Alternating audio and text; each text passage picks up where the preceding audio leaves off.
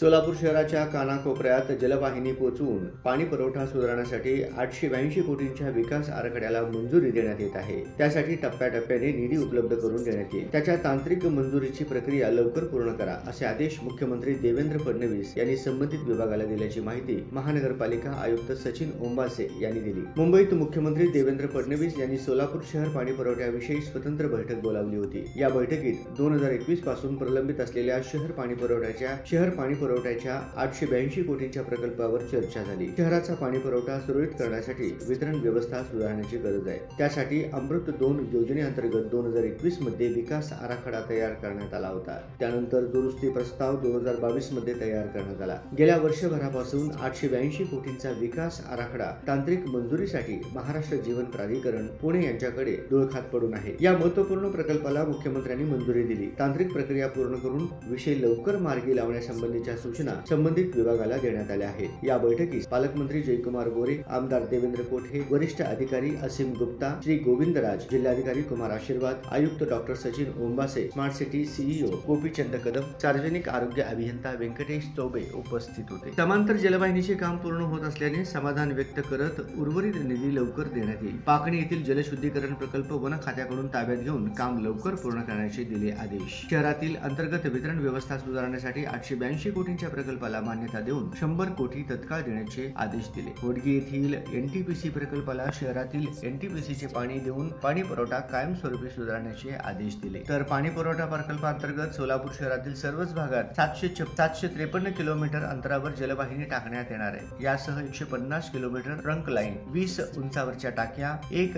MBR, 1 सबपंप आणि सोरेगाव व पाकणी येथे जलशुद्धीकरण प्रकल्प उभारण्यात येणार आहे। सोलापूर शहर पाणी पुरवठ्यासंदर्भात मुंबईत झालेल्या बैठकीत शहरातील वितरण व्यवस्था सुधारण्यासाठीच्या 882 कोटींच्या प्रकल्पाला मुख्यमंत्र्यांनी मंजुरी दिली आहे। तांत्रिक मंजुरीचा विषय लवकरच मार्गी लागेल। शहराचा पाणी पुरवठा सुधारण्यास मोठा हातभार लागणार आहे, असे सोलापूर महानगरपालिकेचे आयुक्त डॉक्टर सचिन ओंबासे म्हणाले।